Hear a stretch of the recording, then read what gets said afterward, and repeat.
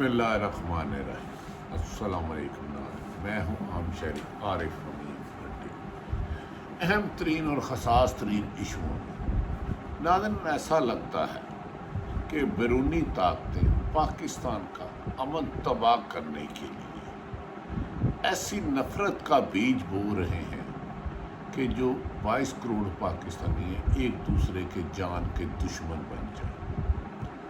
سابق وزیر اعظم عمران خان صاحب کی حکومت کے خلاف اطلاعات کے مطابق امریکہ نے رجیم چینج کرنے کے لیے اپنے مورے بیرون ملک اور پاکستان میں استعمال کیے، اور اس کی بڑی تفصیل داستان ہے۔ آدھی رات کو عدالتیں کھلی، عمران خان کا ساتھ دینے والے اتحادی جماعتیں ان سے الگ ہو گئی، اور جن لوگوں کو اکٹھا ایک پیج پہ بنایا گیا وہ ماضی میں ایک دوسرے کے جانی دشمن تھے۔ آج جو بھی مقدمہ چل رہے ہیں، پیپلز پارٹی نے وہی الزامات نون پہ لگائے، نون نے پیپلز پارٹی پر لگائے، یہاں تک کہ محترمہ شہید بے نظیر بھٹو صاحب کی شہادت سے پہلے چند دن پہلے میری ملاقات ہوئی تو انہوں نے کہا، میں نے کہا محترمہ آپ اس دفعہ کہہ رہی ہیں کہ پاکستان میں بہت بہتری لانے کی کوشش کروں گی، تو آپ نے سیاست میں کیا سیکھا؟ تو محترمہ نے فرمایا، شہید بے نظیر بھٹو نے، مجھے ڈر ہے کہ مجھے مار دیں گے۔ اس موقع پر جب سانحہ کراچی ہوا، کارساز ہوا، تو مجھے ان کے ساتھ ایک شہید ہونے والے نے فون کیا کہ آپ محترمہ کو سمجھائیں، تو میں نے انہیں کہا، تو انہوں نے کہا عارف آپ موت سے ڈر گئے ہو۔ بہرحال مختصر یہ کہ انہوں نے مجھے کہا کہ میں نے ایک سیکھا ہے کہ شریف فیملی نواز شریف سے بچنا ہے ساری عمر۔ خیر مختصر یہ کہ وہ اس واقعہ میں شہید ہو گئی۔ اس کے بعد اقتدار آصف علی زرداری صاحب کو ملا، اور چانک ایک ول آئی، اس میں انہوں نے آصف علی زرداری کو اس کا چیئرمین بنایا۔ بلاول بھٹو اس وقت کم عمر تھے۔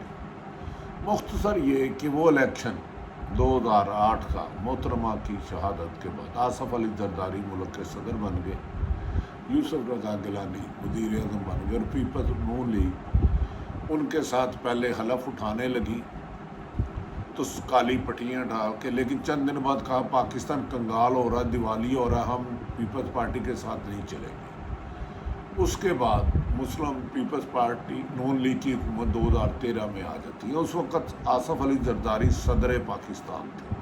ناظرین یہ بیک گراؤنڈ آپ کو سمجھنا ہوگی کہ موجودہ حالات کیوں ہیں، ہر منظر کا کوئی پس منظر ہوتا ہے۔ انہوں نے فرمایا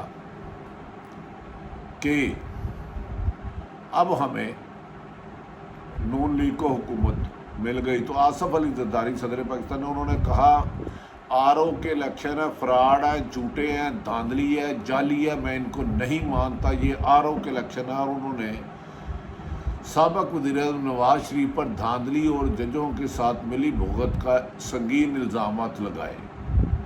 اس دوران ذوالفقار علی، آصف علی زرداری اور پیپلز نون لیگ میں اختلافات شروع ہو گئے، اور الزامات یہاں تک آ گئے کہ چلتے چلتے ایک دوسرے کو ملک دشمن، مودی کا یار، ناسور، گلے میں پٹا ڈال کے گھسیٹوں گا، یہ دشمنی ازل سے ان کی چلتی آ رہی ہے، ذوالفقار علی بھٹو کے دور کی تھی۔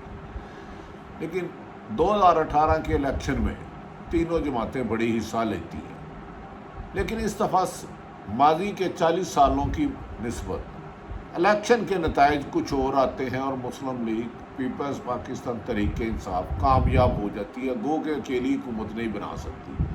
ان کے ٹوٹل نمبر گیم 155 ہو جاتے ہیں، 155، جبکہ نتائج لینے کے لیے انہیں 172 لوگ چاہیے۔ کاف لیگ اور دیگر جماعتوں سے مل کے حکومت بناتے ہیں۔ عمران خان اقتدار سنبھالتے ہی ان کے ساتھ کچھ مفاد پرست لوگ آ جاتے ہیں، موقع پرست آ جاتے ہیں، جن پر مبینہ کرپشنوں کے الزامات تھے، مختلف جماعتوں سے آئے تھے۔ عمران خان اکیلے تنہا جدوجہد شروع کر دیتے ہیں۔ عمران خان پر کوئی کرپشن کا الزام نہیں تھا، پر ان کی ٹیم میں بہت سے لوگ، رزاق داؤد اینڈ کمپنی، ایسے لوگ کئی شامل تھے۔ عمران خان نے ماضی میں کرپشن میں ملوث، جنہیں مسلم لیگ نون نے پیپلز پارٹی پیپلز نون کو بلایا، وہ مقدمات شروع کرائے۔ دو سال اندر رہے، ہم یہاں تک کہ حمدہ شہباز بھی گرفتار ہوئے، سابق وزیر اعظم اور صدر بھی گرفتار ہوئے، لیکن اس پوشیدہ نظام میں اور پرانے سیاستدانوں کے 40 سال اقتدار میں رہنے کے بعد ان پر کوئی بھی الزام ثابت نہیں ہوا اور وہ ڈرائی کلین ہو کے نکلتے رہے، اور اب سب کے خلاف کم و بیشتر نیب میں ریفرنس چل رہے ہیں۔ اس دوران پی ڈی ایم نے عمران خان کی کسی کو این آر او دینے کی پالیسی پر جو ان پر بہت زیادہ دباؤ ڈالا گیا، انہوں نے دباؤ نہیں ڈالا، منظور کیا، گو کہ ان کے پاس زیادہ میجورٹی نہیں تھی، لیکن وہ ان کے ساتھ پہ اوپر کرپشن کے الزام لگتے رہے، لیکن عمران خان پر آج تک اب موجودہ حکومت کے کسی شخص نے بھی کرپشن کا ڈائریکٹ الزام نہیں لگایا۔ عمران خان نے نیب کو ایکٹیو کیا، لیکن نیب کے ایکٹیو جسٹس جاوید اقبال کو سابقہ حکومتوں نے لگایا تھا، وہ ان کے عمران خان کی مرضی کے قانون کے مطابق نتائج نہیں آئے، اربوں خربوں کے الزامات لگے، لیکن سب کو عدالتوں میں وی وی آئی پروٹوکول دلوایا جاتا رہا۔ اس میں ان کے پرانے وفادار اعلیٰ سرکاری افسر شامل تھے۔ مختصر کہ عمران خان کے خلاف سازشوں کا سلسلہ شروع ہو گیا، کیونکہ انہوں نے پیپلز پارٹی اور نون لیگ کی دونوں کی قیادت جن پر بھی کرپشن کے کیس تھے ان کے خلاف کارروائیاں شروع کرا دی، گو کہ نیب اس وقت جانبدہ نہیں کر سکا۔ اس دوران عمران خان بڑھتے گئے، پی ڈی ایم بنی اور انہوں نے کہا 2018 کا الیکشن جعلی ہے، فراڈ ہے، جھوٹا ہے، ہم اسمبلی کو نہیں مانتے۔ پہلے کہا نون لیگ اور مولانا فضل الرحمان نے فوراً استعفے دے دینے چاہیے، اس اسمبلی میں بیٹھنا گناہ ہے، یہ جعلی ہے، فراڈ ہے، جھوٹ ہے، اس میں ایک بھی سیٹ ٹھیک نہیں ہے، سب دھاندلی کی گئی ہے۔ لیکن پی ڈی ایم بنی اور حکومت کے خلاف استعفے دینے کے دعوے کیے، لیکن آپس میں ہی پھٹ گئے اور پی ڈی ایم میں سے پیپلز پارٹی کو نکال دیا گیا۔ مولانا فضل الرحمان اور باقی 11 جماعتوں نے عمران خان کی حکومت کے خلاف ملک بھر میں احتجاج کی اور لمبے چوڑے پیسے لگائے، لیکن مختلف جلسوں میں انہوں نے اسٹیبلشمنٹ اور عدلیہ پر ایسے سنگین گنوانے الزام لگائے کہ ہم جیسے پاکستانیوں کو پاک فوج کے لیے آنا پڑا کہ یہ فوج ہماری ہے، خدا کے واسطے کسی ایک آدھے بندے نے غلط کیا تو پوری فوج کو بدنام نہ کریں، اللہ نہ کرے جس ملک کی فوج کمزور ہو دشمن ملک کی فوج رہ جاتی ہے۔ اس ملک کی فوج کے 95% لوگ ہم سے کروڑ گنا زیادہ ملک سے محبت کرتے ہیں، ملک کے لیے جانیں دیتے ہیں، ملک کے لیے قربانیاں دیتے ہیں، جوان عورتیں بیوہ ہوتی ہیں، 22-22 25 جان کے افسر اور جوان شہید ہوتے ہیں۔ اس فوج نے 80,000 قربانیوں کے بعد پاکستان کو جو امریکہ اور دیگر بھارت نے دہشت گردی کا جال بچھایا تھا ختم کیا، رد الفساد کے ذریعے اور ضرب عضب کے ذریعے۔ لیکن ناظرین اس دوران اچانک امریکہ سے فوج واپس چلے جاتی ہے امریکہ، عمران خان انہیں ایئر بیس دینے سے انکار کر دیتا ہے، امریکہ کی دشمنی یہاں سے شروع ہو جاتی ہے کہ پاکستان کے حکم میں اتنی جرت کیسے ہو گئی۔ ماضی میں تو ہمارے اشاروں میں وہ اپنے ہی مسلمانوں پر ڈرون حملے کرتے تھے، پیپلز پارٹی اور نون دور میں ہم نے سینکڑوں حملے کیے، ڈرون حملے کوئی نہیں بولا۔ عمران خان کی اس گستاخی کو انہوں نے اپنے خلاف سازش سمجھا اور اچانک ایک اسکیم بنائی، پاکستان سرکار کو مراسلہ دیا کہ عمران خان کی حکومت کو عدم اعتماد کے ذریعے نکالنے کی ہم نے پالیسی بنا لی ہے اور پاکستان میں ہم نے پیسہ بانٹ دیا، اسے چینج کیا گیا۔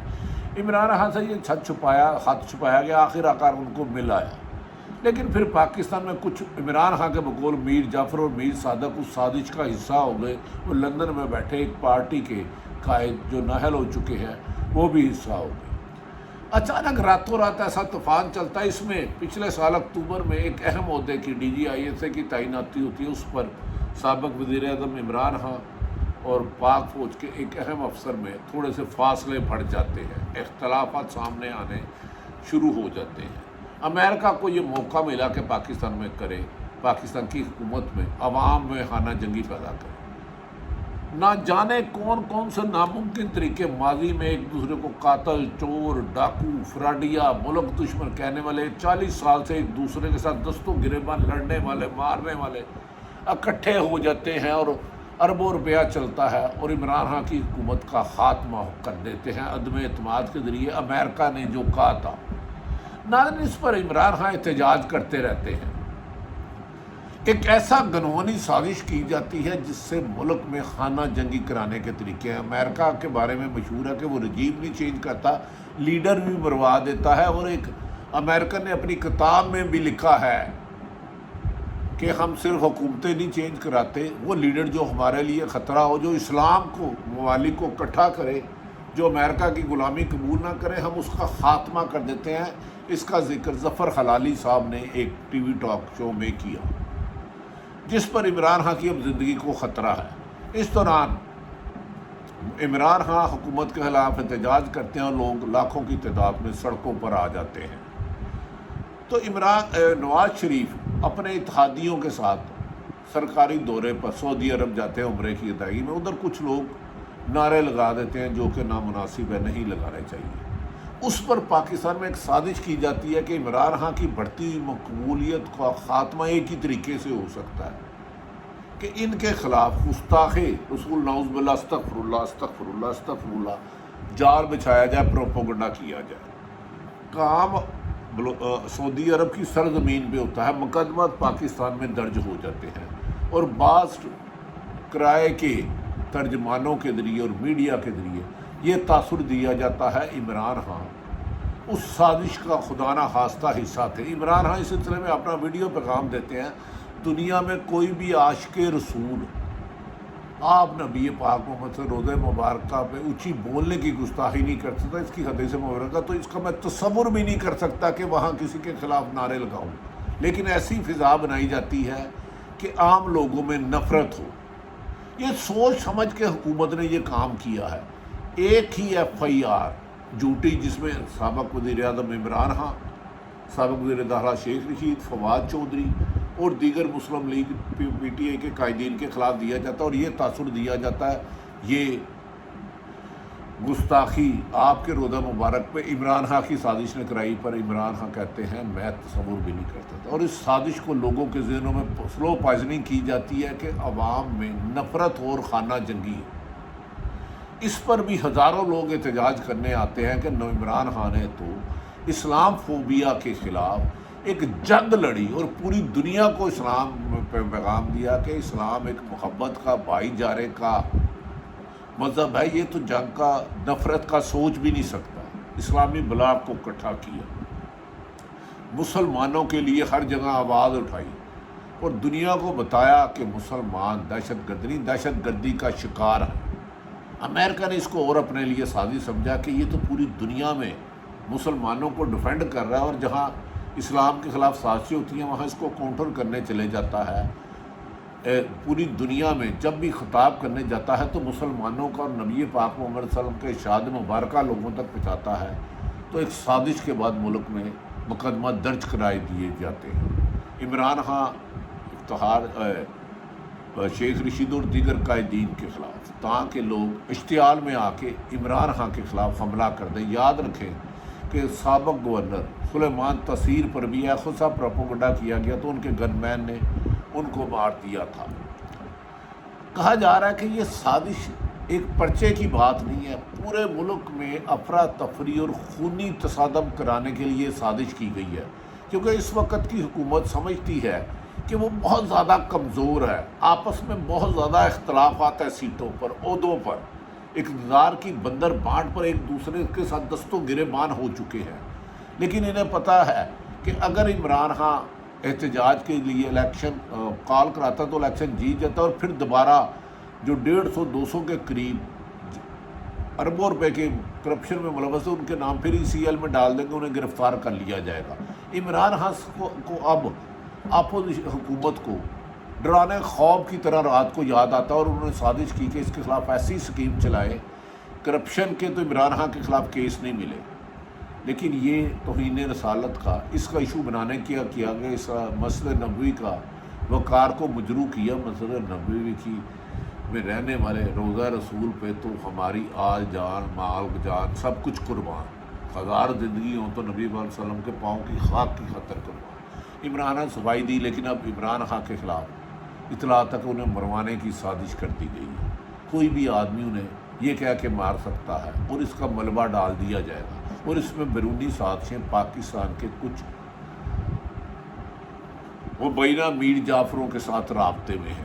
اب عمران خان کے پاس ایک ہی وقت ہے، وہ جلد از جلد قربانی دیں۔ آج جہاں جہاں ایف آئی آر درج کی گئی جھوٹی، ان کے خلاف احتجاج کیا گیا پوری قوم نے، اس پر سراپا احتجاج ہو گئی کہ ایک شخص جس نے مسلمان فوبیا کے خاتمے کے لیے مخالف طاقتوں کو للکارا، وہ عاشق رسول ہے سچا، اس پہ یہ الزام نہ لگائے۔ بدقسمتی ہے کہ عمران خان جب اقتدار میں آئے تو انہوں نے اصل ساتھیوں کی بجائے چند مفاد پرستوں کو ساتھ ملا لیا جنہوں نے بے پناہ کرپشن کی۔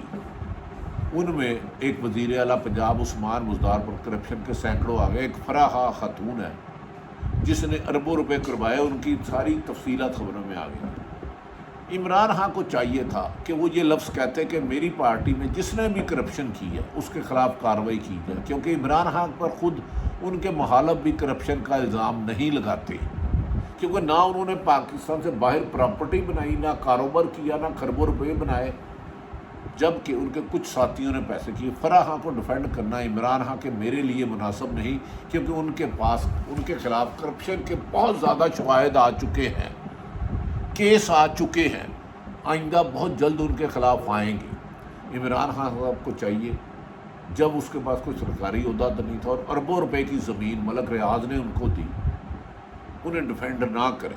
اور جو ان کے 3 ساتھی تھے اقتدار میں، انہوں نے بہت سے مخلص لوگوں کو کھو دیا عمران خان نے۔ یہاں ان کی قریب جو لابی تھے، انہوں نے ان کے مخلص ساتھیوں کو ان سے جدا کیا۔ عمران خان اکیلا جدوجہد کرتا رہا۔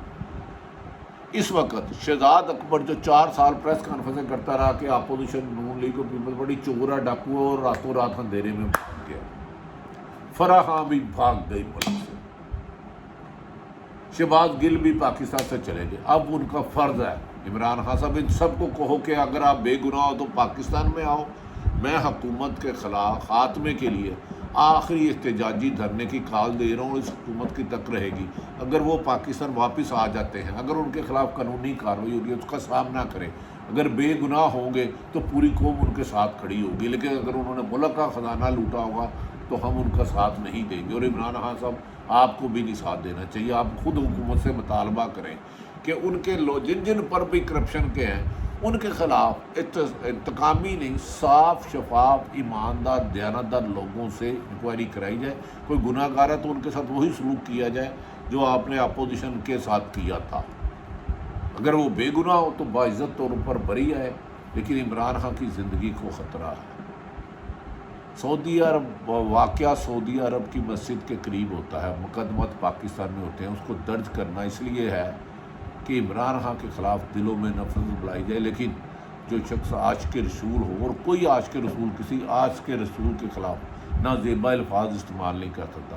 ناظرین، رمضان المبارک کے مقدس مہینے میں بعض ایسے بد نصیب لوگ ہیں جو اب بھی سوشل میڈیا میں اختلاف رائے کی بجائے غلیظ گالی گلوچ، گندی زبان، بیہودہ زبان مخالفین کے خلاف کر رہے ہیں۔ اللہ تعالیٰ ان سب کی حفاظت فرمائے۔ عمران خان نے مئی کے مہینے میں حکومت کے خاتمے کے لیے جو 15-16 جماعتوں کا چوچو کا مربع، کمزور حکومت ہے، ریت کی دیوار پہ کھڑی ہے، اپنے مقدمات ختم کرانے کے لیے آیا، اپنے لیے NRO لینے آیا اور ملک سے بھاگنے کے لیے آیا ہے، اس کی حکومت کے لیے مئی میں کال دیں گے اور ملک کا خاتمہ اس حکومت میں حکومت کے الیکشن تک جدوجہد جاری رکھیں گے۔ لیکن اس میں عمران خان کے لیے سخت مشکلات ہوں گی، کیونکہ ان کو مروانے سمیت گرفتاری کرنے سمیت دیگر سنگین کر لیے۔ شیخ رشید کی گرفتاری کے لیے چھاپے مارے جا رہے ہیں۔ عمران خان کی زندگی کو خطرہ ہے۔ بنی گالہ میں انہیں ریسٹ آؤٹ کیا جا۔ یا اللہ، اس مقدس مہینے میں پاکستان کے دشمنوں کو، غیر ملکی طاقتوں کے غلام بننے والوں کو غرق کر، اور جو پاکستان سے محبت کرتا ہے، پاکستان سے مخلص ہے، رزق حلال کھاتا ہے، پاکستان کے عام شہریوں کے لیے ترقی کے لیے کوششیں کرنا چاہتا ہے، ان کو کامیاب کر، ان کی حفاظت فرما، پاکستان شر اور حادثوں سے بچا۔ پاکستان میں ایسے حکمران لا جو تیرے دین کو پھیلائیں اور تیرے دین کے منافقین کو سزائیں دے، اور پاکستان کے عام شہریوں کی زندگی بہتر طریقے سے گزر سکے۔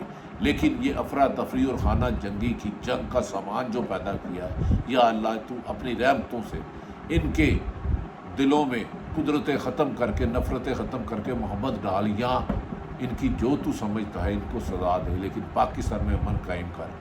آخری روزہ ہے اور تجھے رمضان کا واسطہ ہے، تو نیک محب وطن پاکستان، رزق حلال کھانے والے سچے لوگوں کی حفاظت فرما۔ اس وقت ان کے خلاف بہت بڑے سازشی جال بجے جا رہے ہیں۔ سارے حالات آپ کے سامنے رکھے۔ پاکستان زندہ باد۔